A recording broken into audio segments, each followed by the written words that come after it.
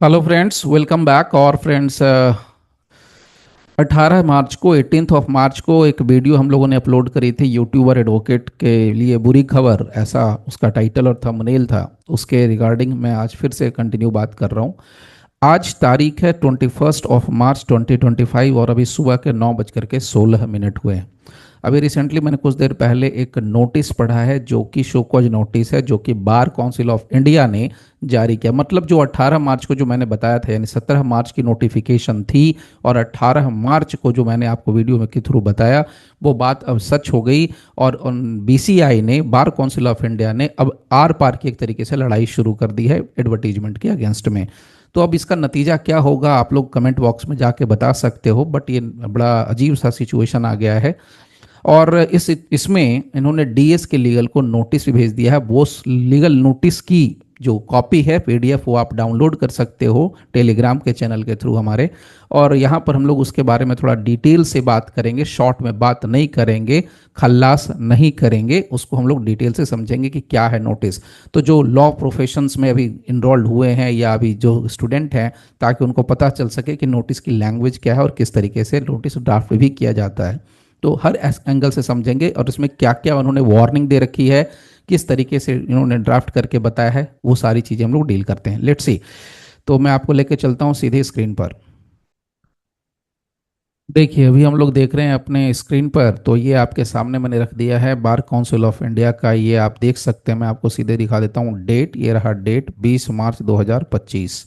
और ये 20 मार्च 2025 का ये नोटिस है जो कि यहाँ पर गया हुआ है। मैं आपको दिखा देता हूँ टू। ये यहाँ देखिए चार आई थिंक पार्टनर्स हैं जिनका यहाँ पर जिक्र किया गया है। मैं सीधे आपको यहाँ पर नाम दिखा देता हूँ, DS K legal. Okay. Now अब इनका जो दो ऑफिस का जिक्र है यहाँ पर, एक मुंबई ऑफिस और एक दिल्ली ऑफिस, जो कि यहाँ पर मुंबई का एड्रेस है और दिल्ली का एड्रेस है। नाउ अगर मैं इनके सब्जेक्ट की बात करूँ तो सब्जेक्ट में इन्होंने साफ साफ क्लियरली मेंशन कर दिया है इन्होंने कि आपने दो काम करे हैं, यानी कि दो गलतियां करी हैं, clear cut. Show cause notice है ये, मैं पहले ये बता दूं कि ये एक शो कॉज नोटिस है। और ये शो कॉज नोटिस में दो काम करे हैं आपने। और क्यों हम दे रहे हैं? पहली बात तो ये कि आपने एक वीडियो एडवर्टीजमेंट किया है सोशल मीडिया पर। जो वीडियो एडवर्टीजमेंट आपने सोशल मीडिया पर किया है, उस वीडियो एडवर्टीजमेंट को आपको हर एक सारे के सारे डिजिटल प्लेटफॉर्म्स पे उसको हटाना है।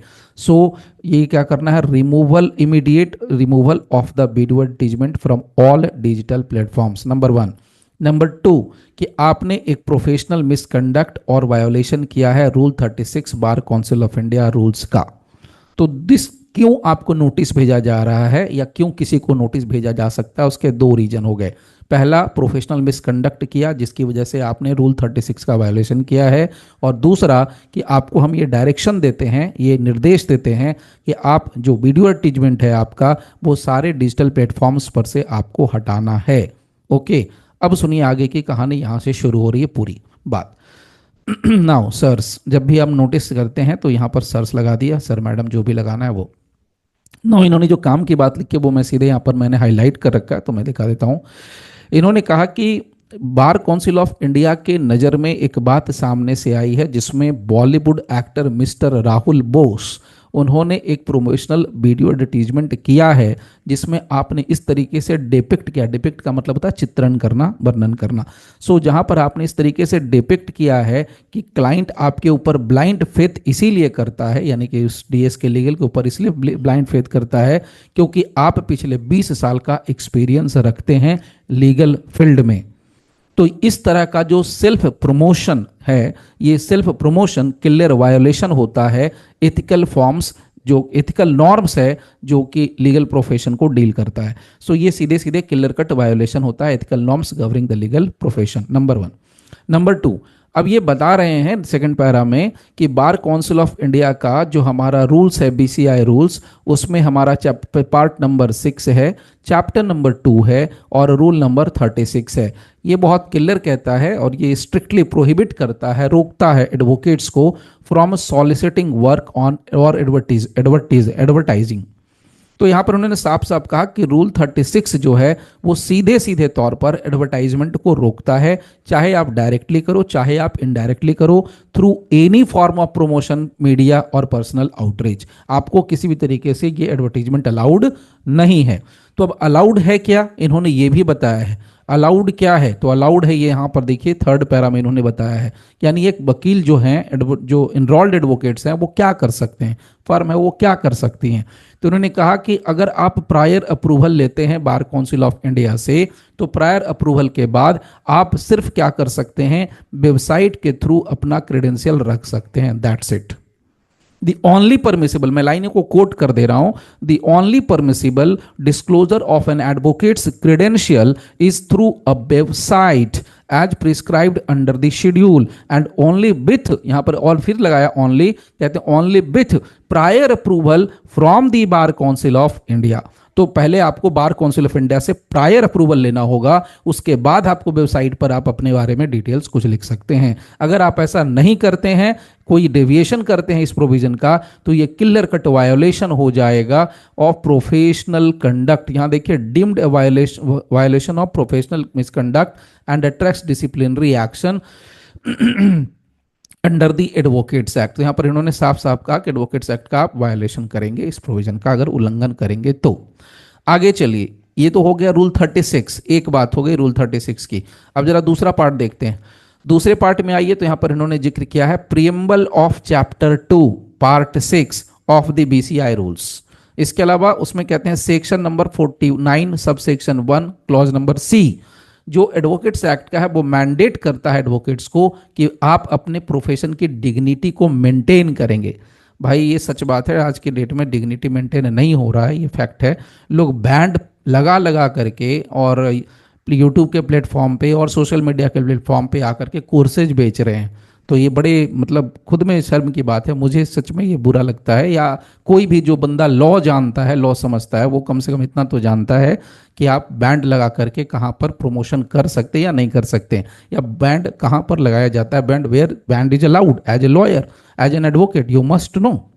तो इन्होंने कहा कि भाई आपको क्या करना है, आपको डिग्निटी ऑफ द प्रोफेशन को मेंटेन करना है और conduct befitting their role as officers of the court. आपको कोर्ट के ऑफिसर्स की तरह ही आपको अप्रोप्रिएट एक्शन या आपका कंडक्ट होना चाहिए। आप किसी भी तरीके से लीगल प्रैक्टिस को आप क्या कर सकते हैं, आप नीचे नहीं ला सकते हैं। उसके ट्रस्ट, इंटीग्रिटी और मेरिट को आपको अपहोल्ड करना है, डाउन नहीं करना है। नाउ अब आते हैं नेक्स्ट। इन्होंने अब यहां पर कहा कि रिसेंटली जिसका मैंने जिक्र किया था, जो 18 तारीख की वीडियो थी उस पर, तो 17 मार्च 2025 के डेट की इन्होंने जिक्र करी है। देखिए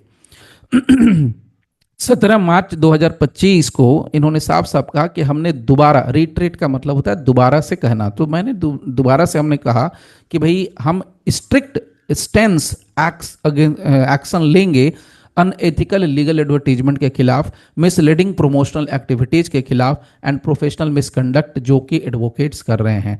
सो BCI expressly denounce the involvement of Bollywood actors. So BCI पहले से अनाउंस कर चुकी है एक तरीके से कि Bollywood actors, celebrities, digital media platforms as promotional tools, ये क्लियर कट वायोलेशन होगा रूल 36 का। तो बार बार आप समझ लो कि ये एक क्वेश्चन भी बनेगा जुडिशरी में। अब ये रूल 36 का वायोलेशन है। व्हाट इज रूल 36, अब आपको क्लियर हो जाएगा, ठीक है। सो 36 में आप सीधे सीधे तौर पर जो यहां पर है टर्म्स एंड कंडीशन, आप एडवर्टीजमेंट नहीं कर सकते हैं, उसका वायोलेशन करते हैं। 49 में आपको अपहोल्ड करना है। Now coming to the point. अब यहाँ पर उन्होंने बातें बताई हैं कि ऑनरेबल सुप्रीम कोर्ट ने अलग अलग केसेस के अंदर क्या कहा है, और ऑनरेबल जस्टिस कृष्णा अय्यर साहब का इन्होंने नाम लिया है, उसके थ्रू भी उन्होंने इनकी कुछ बातें यहाँ पर नोट डाउन करी है। खैर आगे बढ़ते हैं, बहुत नहीं तो वीडियो लंबी हो जाएगी। इन्होंने मैन्युस्क्रिप्ट का नाम लिया, इसमें मैं सिर्फ काम की बात बताता हूँ। इसमें 4-5 एक्टर्स का जिक्र है। देखिए एक्टर 1, 2, 3, 4, 5 एंड एक्टर नंबर 6। तो यहाँ पर दिखाते हैं, देखिए लास्ट वाले जो जिसके ऊपर इन्होंने ऑब्जेक्शन ले लिया है, guys it's 20 years. Actor number 4 है, वो कहते हैं guys it's 20 years. Commentary at DS K legal trust is more than a value see. तो इसके ऊपर इनको ऑब्जेक्शन है, ठीक है। So now coming to the next point. अब देखिए ये एलिगेशन लगाया जा रहा है, ठीक है, नोटिस है हटाने के लिए, नोटिस है कि आपने वायलेशन किया, इसका जवाब दीजिए। अब यहाँ पर एलिगेशन है, इस पार्ट में एलिगेशन ही एलिगेशन है, ये पेज नंबर 3 है।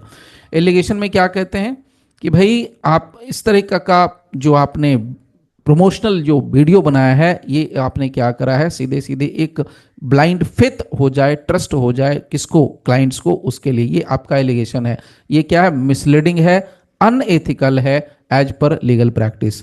सेकंड एलिगेशन यहां पर आता है कि आपने सीधे तौर पर बॉलीवुड एक्टर को इंगेज कर लिया है। So your advertisement by engaging a Bollywood actor and implying blind faith in your firm based so and so. ठीक है, नाउ अब ये जिक्र करते हैं मद्रास हाई कोर्ट का, जो एक मामला हुआ था, मैं आपको यहां पर बता दूं, ये मामला है 2019 का। ये रिट पिटीशन डली थी 2019 में, एक रिट पिटीशन डलती है मद्रास हाई कोर्ट में।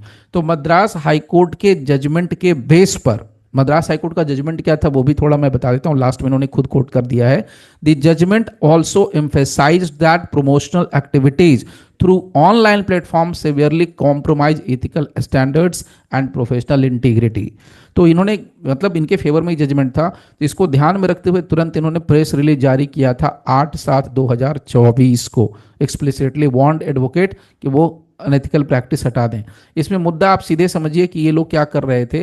इन्होंने कहा भी था कि जस्ट डायल के ऊपर, क्विकर के ऊपर, सुलेखा, ग्रोटल और इसके अलावा और भी जितने भी सोशल मीडिया या और भी जो ऑनलाइन प्लेटफॉर्म है उसके ऊपर जो आप काम के लिए जो डालते हैं ना, बहुत लोग अपवर्क पर डालते हैं, फीवर पर डालते हैं, फाइबर पर, बहुत सारे चैनल्स हैं उस तरीके से उस पर भी डालते हैं। तो उन्होंने कहा था कि ये सब गलत है, ये सब सीधे सीधे डिसिप्लिनरी एक्शन उनके खिलाफ लिया जाएगा। ये बात इन्होंने कह रखी थी 6 जुलाई 2024 का, इनका खुद का अपना एक लेटर जारी किया था उसमें।